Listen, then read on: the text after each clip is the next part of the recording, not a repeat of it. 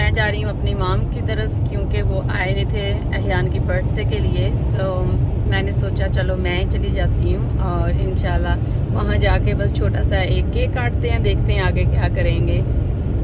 तो जैसे ही मैं ड्राइव कर रही थी तो मुझे आई डोंट नो मुझे क्यों इतना रोना आ रहा था कि ये 2 साल ऐसे मेरा ख्याल है गुजर गए कि मुझे टाइम का पता ही नहीं चला, कि मुझे अभी तक यकीन नहीं आता कि अहियान मेरा है।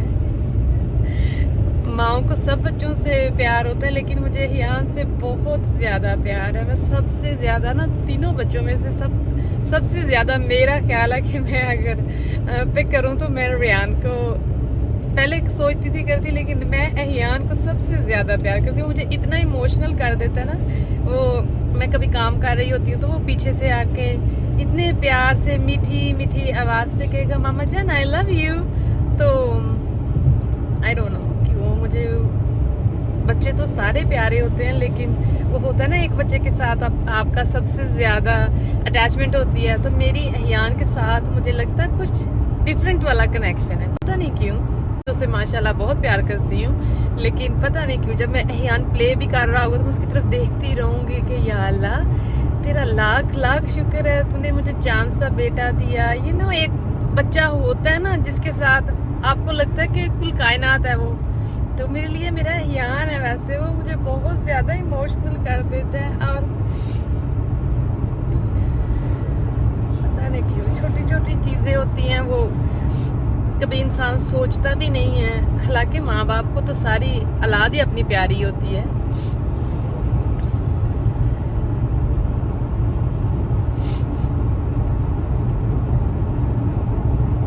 मैं अहियान को ऑलवेज ट्राई करती हूँ कि मैं उसको स्पेशल फील करवाऊँ। वो जब अपनी वीडियो देखता है, वो अपनी जब पिक्चर्स देखता है तो कहता है मम्मा that's me, mamma that's me. वो मुझे लगता ही नहीं कि वो छोटा सा है, क्योंकि वो बहुत बड़े काम करता है। उसके डैडी घर पे होंगे तो उसने किसी के पास नहीं जाना, फिर वो मुझे जानता भी नहीं है। और जब मैं उसे नज़र भी ना आऊँ तो उसने बार बार पूछे जाना है। अगर मैं उसको कहीं छोड़ के चली जाऊँ तो वो बार बार पूछेगा अपने डैडी जान से कि मामा जान कहाँ गई हैं। फिर रोता रहेगा, फिर उसके डैडी फेस टाइम करेंगे तो फिर जाके चुप करेगा। तो रात को भी जब वो सो जाता है तो मुझे और अपने डैडी को दोनों को ढूंढता रहता है।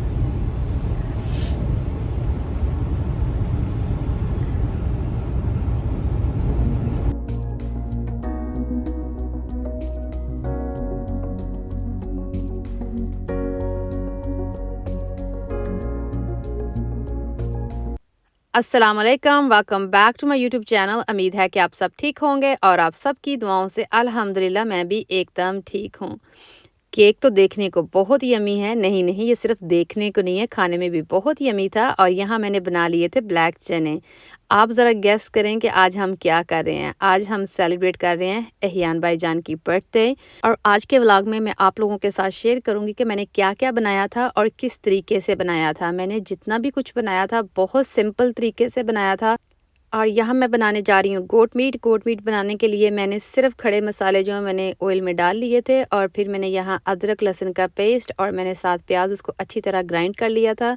और फिर मैंने इसे तब तक भूना जब तक कि इसका अच्छी तरह कलर चेंज नहीं था हो गया। और फिर मैंने जो मीट जो है ना वो उसको मैंने सेपरेट पकने के, और इसमें मैंने जो स्पाइस ऐड किए थे मैंने सिर्फ नमक और मैंने ब्लैक पेपर और साथ मैंने हल्दी ऐड की थी। उसके अलावा मैंने कोई मसाला इसमें नहीं ऐड किया, ना मैंने कोई गरम मसाला ऐड किया था, मैंने कुछ ऐसा ना मैंने टमाटर डाला था इसमें। ये बिल्कुल मैंने सिंपल तरीके से जैसे खाना बनाया। और यहाँ मैंने दही को अच्छी तरह फेंट लिया था और फेंटने के बाद मैंने इसको मीट में ऐड कर दिया। और बस इसको मैंने अब अच्छी तरह जो है ना मिक्स कर लेना है। और फिर मैंने इसे तब तक पकाया जब तक कि इसका ऑयल जो है ना वो सेपरेट नहीं था हो गया। और यहाँ इसका ऑयल जो है ना अच्छी तरह सेपरेट हो गया। और अब हम इसमें ना पानी ऐड कर देंगे। मैंने वही पानी सेव किया जिसमें मैंने मीट को पकाया था, तो इसीलिए मैं बस वही सारा पानी इसमें ऐड कर लूँगी। और इसको ऐड करने के बाद मैंने अच्छी तरह मिक्स कर लिया था। और मिक्स करने के बाद आपने इसे पकने के लिए छोड़ देना है। और यहाँ पानी जो है ना बॉईल होना स्टार्ट हो गया। ये पानी ऑलरेडी पका हुआ है। सो यहाँ आपकी बिल्कुल अपनी मर्ज़ी है कि आपको जितनी ग्रेवी चाहिए कम या ज़्यादा, उस हिसाब से आप उतनी देर उसे पका लें। और ये हो गई थी रेडी।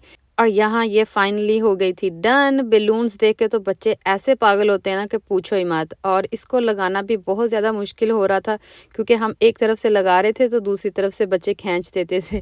तो आई एम श्योर अक्सर घरों में ऐसे ही होता है। तो यूजुअली तो हम बच्चे जब सो जाएं तब करते हैं, लेकिन क्योंकि काफ़ी ज़्यादा ऑलरेडी लेट हो गई है और सुबह मेरे हस्बैंड ने काम पे भी जाना था, तो मैंने सोचा चलो जो काम फिनिश होता है पहले उसको तो करें। और यहाँ रेयान जो है ना वो अपने डैडी जान की हेल्प कर रहा है। और इसकी बर्थडे के बलून्स जो है ना वो हमने अभी तक नहीं थे उतारे, और इसकी बर्थडे थी लास्ट मंथ।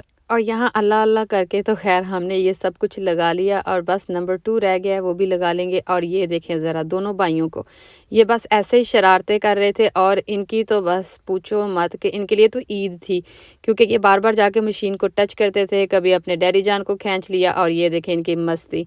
और बस ऐसे ही बहुत ज़्यादा लेट नाइट हो गई थी।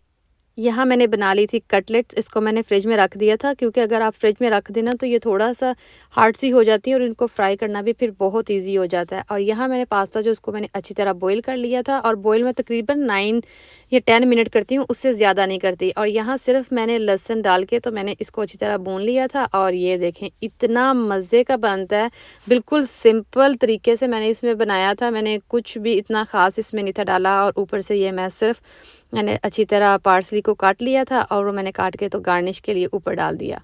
और अब मैं फ्राई कर रही हूँ कटलेट्स। इसको मैंने सिर्फ अंडा मैंने 2 ले लिए थे, मैंने उसको फेंट लिया था अच्छी तरह, उसमें मैंने थोड़ा सा धनिया डाल लिया था। और मैंने जो कुछ है ना उसको मैंने ब्रेड क्रम्स लगा के मैंने फ्राई किया था, और कुछ जो है ना मैं उनको बिल्कुल सिंपल तरीके से जैसे कि हम आम करते हैं, सिर्फ मैंने अंडा लगा के तो उसको फ्राई कर लिया था अच्छी तरह। और जैसे उनका कलर जो है ना लाइट गोल्ड सा हो रहा था, तो मैं उनको बस उनकी साइड चेंज कर रही थी। ये बहुत जल्दी पक जाते हैं, इसको इतना ज़्यादा, क्योंकि जो भी चीज़ें हैं इसमें आपने डाली ना वो ऑलरेडी तो पकी होती हैं, सिर्फ आपने अंडा पकाना है और ये बहुत जल्दी पक जाता है। और जब ये अच्छी तरह दोनों साइड से लाइट गोल्ड सी हो गई, फिर मैंने इनको एक एक करके निकाल लिया था। और ये देखें इसका बहुत ज़्यादा अच्छा कलर आया था। और जो ब्रेड क्रम्स वाले थे वो थोड़े क्रंची से आप कह सकते हैं ऊपर से थे, और जो दूसरे थे वो बिल्कुल ही जैसे सिंपल तरीके से आई एम श्योर हर एक ने खाए हैं, वो बिल्कुल वैसे बने थे। और ब्रेड क्रम्स से तो थोड़ा फ्लेवर चेंज भी हो जाता है। आप चाहे तो आप सीजनिंग वाला यूज़ कर सकते हैं, आप चाहे तो प्लेन वाला कर सकते हैं, और मैंने बिल्कुल प्लेन वाला किया था। और मुझे ना आप लोगों के साथ कुछ शेयर करना जो कि मेरे लिए बहुत ज़रूरी है, क्योंकि हम अमेरिका में रहते हैं और हम सिर्फ इंग्लिश हर वक्त बोलते हैं, और बच्चों को अपनी ज़बान सिखाना ना इतना इजी नहीं होता, क्योंकि बच्चे बाहर जाके इंग्लिश बोलते हैं, घर में आके आपको उर्दू, पंजाबी, हिंदी जो भी आपकी ज़बान है आप बच्चों के साथ वो बोलते हैं, और बहुत ज़्यादा टाइम ऐसे होता है कि बच्चे कंफ्यूज हो जाते हैं। सो आपको अपने घर में ऐसा माहौल बनाएं कि जैसा आप चाहते हैं कि आपके बच्चे वो ज़बान सीखें। मुझे पता है कि मैं अपने बेटों को भाईजान कहती हूँ। मैं क्यों कहती हूँ? क्योंकि मेरे बच्चे जाके किसी और मुसलमान के साथ या किसी इंडियन के साथ, किसी पंजाबी के साथ उन लोगों ने जाके तो प्ले करने को रहे ना। सो वो जो घर से सीखेंगे, अभी वो छोटे हैं, जो वो मुझे बोलता सुनेंगे ना तो वो ही वो अप्लाई करेंगे, ठीक है। तो मैं अपने बच्चों को इसलिए भाईजान कहती हूँ। मेरी वीडियो पे अक्सर जो है ना एक भाई आके कमेंट करते हैं कि आप अपने बेटों को भाईजान भाईजान कहती है, वो अच्छा नहीं लगता। लेकिन मेरा मतलब ये कहने का कि हम जब किसी कंट्री में रहते हैं ना, आउट ऑफ कंट्री रहते हैं, तो फिर क्या होता है कि बच्चों को अपनी ज़बान सिखाने के लिए ना आपको अपना भी लहजा थोड़ा सा चेंज करना पड़ता है। मुझे पता है कि वो मेरे बच्चे हैं, और हर किसी पेरेंट्स का अपना तरीका होता है अपने बच्चों को रेज़ करने का। जैसे कि लोग अक्सर अपने बच्चों को फ़ोन, टैबलेट, टीवी सब कुछ देते हैं, मैं वो बिल्कुल अपने बच्चों को नहीं देती। और मैं किसी को जज भी नहीं करती, और ना मैं किसी को रॉन्ग राइट कह सकती हूँ, क्योंकि वो हर किसी की अपना तरीका है अपने बच्चों को रेज़ करने का, और ये मेरा तरीका है। किसी को पसंद है, किसी को नहीं पसंद। चलें जी, बहुत होगी सीरियस बातें। यहाँ मैं आप लोगों के साथ शेयर करती हूँ। ये मैंने छोटी छोटी बाइट्स बनाई थी, ये बच्चों के लिए थी। और यहाँ मैंने इसको अंडे में अच्छी तरह डिप कर लिया था, और डिप करने के बाद मैंने इससे ब्रेड क्रम्स जो है ना वो मैंने इसको अच्छी तरह लगा लिए थे, और लगाने के बाद मैंने इसको सिर्फ सिंपल तरीके से फ्राई कर लिया था। सो मेरे पेरेंट्स तो मेरे बेटे की बर्थडे के लिए नहीं आ रहे, क्योंकि मेरे डैड गए हैं पाकिस्तान, सो इसीलिए माम आज नहीं आए। तो बस हमने ये अपनी फैमिली फ्रेंड्स के लिए बस ये छोटी सी गैदरिंग रखी थी, जो कि बस जैसे मैंने कहा बिल्कुल सब कुछ जो भी मैंने बनाया था बिल्कुल सिंपल तरीके से मैंने बनाया था।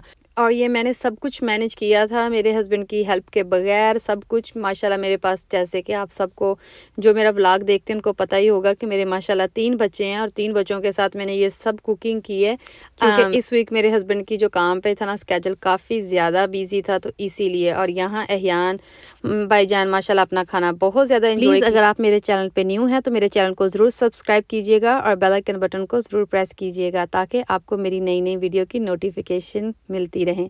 और माशाल्लाह बर्थडे बॉय बहुत ज़्यादा हैप्पी था, उसने अपना सारा खाना खूब एंजॉय किया था और फाइनली मुझे भी मौका मिल गया बैठ के खाने के लिए, और मैं भी यहाँ बैठ गई। मैंने ऑलरेडी जो पिक्चर्स हैं ना वो मैंने क्लिक कर लिए हैं। मेरे कान जो है ना, मैंने कहा इनको क्यों थकाना है, मैंने इसलिए एयरिंग ऑलरेडी उतार दी हैं और मैंने अपने बाल जो थे वो मैंने बांध लिए। और अब मैं बड़े आराम सुकून से बैठ के अपना खाना जो ना जल्दी से खाऊंगी, क्योंकि आज मैंने सिर्फ सुबह मैंने ब्रेकफास्ट की थी, लंच भी मैंने स्किप किया था। और यहाँ रेहान भाईजान कह रहे थे कि मुझे स्पून चाहिए, मैं लेने के लिए गई तो उसके डैडी कहते नहीं रहने दो, और अब उसको चाहिए थी एक छोटी प्लेट, तो बस मैं वही किचन में लेने के लिए गई थी। आप मुझे कमेंट सेक्शन में बताइएगा ज़रूर, स्पेशली जो भी होस्ट करते हैं पार्टी के, उनको बार बार उठ के टेबल से कितनी बार जाना पड़ता है। मेरे साथ तो बहुत ज़्यादा ये होता है, हालांकि मैंने सब चीज़ें रखी होती हैं और फिर भी बच्चों के लिए कभी ये ले आऊँ कभी वो ले आऊँ।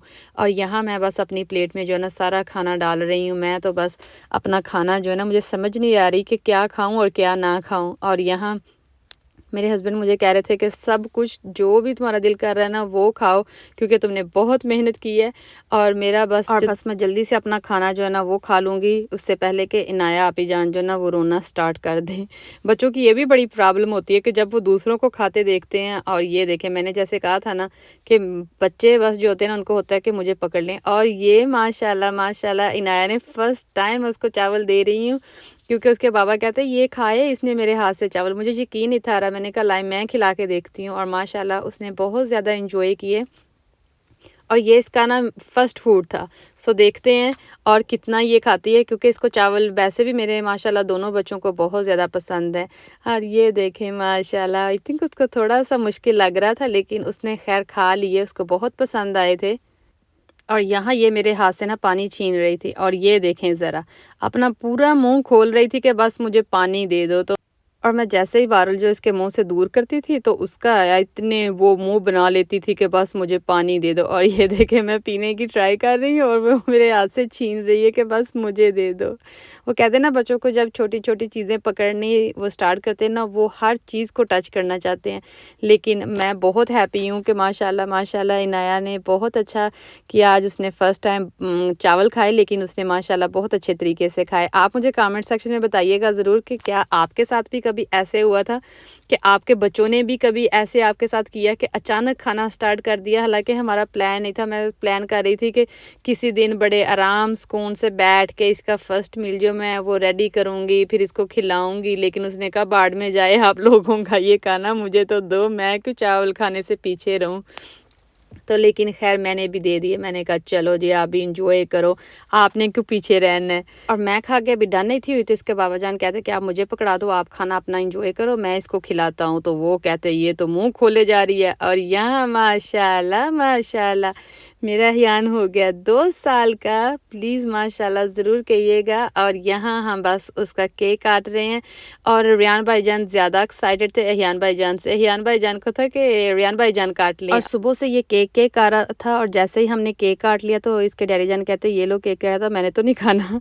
तो वो होता है ना बच्चे देख देख के चीज़ों को एक्साइटेड हो जाते हैं। वैसे भी ये इतना केक नहीं खाते। और यहाँ मैंने इसे कहा कि एहयान भाईजान आप अकेले खड़े जाओ, मम्मा पिक्चर्स क्लिक करें। और माशाल्लाह दोनों ने बहुत ज़्यादा अपना केक जो ने इंजॉय किया। मुझे तो अभी तक यकीन ही नहीं आ रहा कि माशाल्लाह ये छोटा सा नन्हा मुन्ना जो है ना चाँद का टुकड़ा मेरा, ये माशाल्लाह 2 साल का हो गया। प्लीज़ मेरी फैमिली को ज़रूर अपनी दुआओं में याद रखिएगा, और इंशाल्लाह मैं भी आप सबको अपनी दुआओं में ज़रूर याद रखूँगी।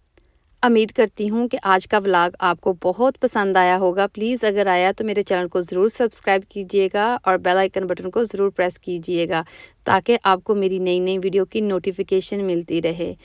इंशाल्लाह मैं मिलूँगी आपको नेक्स्ट वीडियो के साथ। तब तक अपना ख्याल रखिएगा, दुआओं में याद रखिएगा।